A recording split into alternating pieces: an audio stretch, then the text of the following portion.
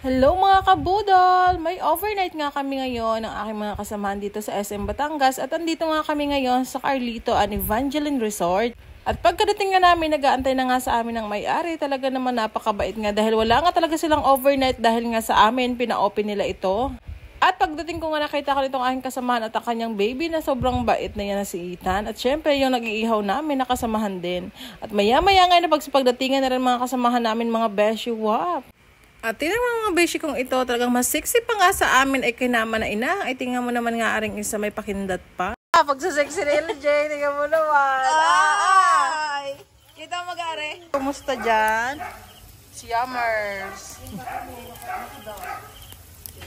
O beshi wap. Sa vlog. Hello. Hello. Kami po ay sasali. Sige po, sure po. At syempre, hanggang dito nga sa pag-ihaw ay talagang sumama pa nga ako kay Kambal kasi ayokong mahiwalay dyan, charis. At nung naluto na nga ang aming ibang putahe, ay naman nga talagang salo-salo na nga kami dito. It's time to party na nga. At ito nga mga kabudol, eating time na nga kami. Ang sarap lang magsalo-salo. Ayan naman, sabi nga nila, money can't buy happiness. Sabi nga nila. Tapos arin na nga, sobrang enjoy lang. Tapos hanggang 5 AM nga kami dito. At arin na nga, kain muna tayo mga kabudol. At pagkatapos nga namin kumain, talagang nag-skinship nga muna kami. Malapit na may amoy! Pantulog! Oh my God! Pwede na kayo sa mga! Siyempre, nagulat ko naman. The one and only. Wala pa nakapag- Mar!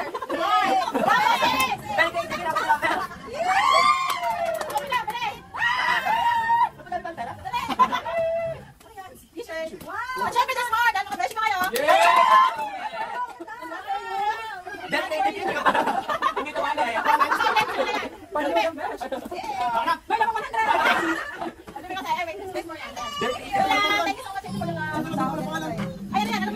Then after that nga, yan, nagsiguan na nga kami ngayon at talaga naman masarap nga ditong maligo kasi para kang nasa jacuzzi lang at mainit nga ang kanilang pool kaya hindi ka lalamigin.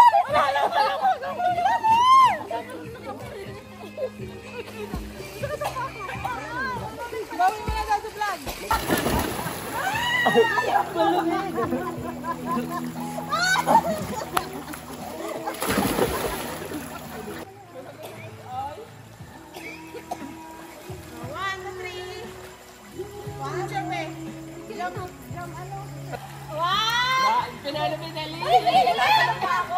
Ay, mawala ka! Mawala ka!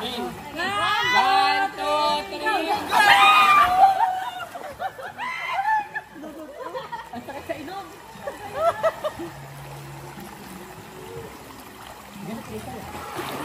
Cheers!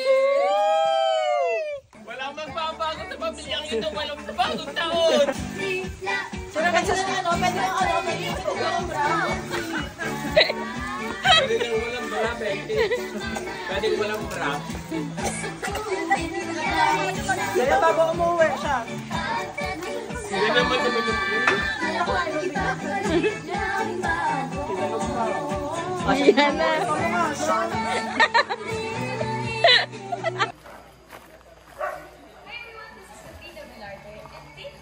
At ito na nga mga kabudol, umuwi na nga ako ng around 3 AM kasi nga syempre may trabaho pa tayo at iniwan ako nga sila dito. Talagang nagtatampo pa nga itong aking mga beshi wap kasi nga bakit daw ako ganito. At syempre work pa din tayo, huwag natin papabayaan ang trabaho natin. Kaya naman mga beshi, ingat kayo sa pag-uwi ha. Mga kabudol, hanggang dito na lang ang video natin. Thank you for watching. Bye-bye! Bye-bye!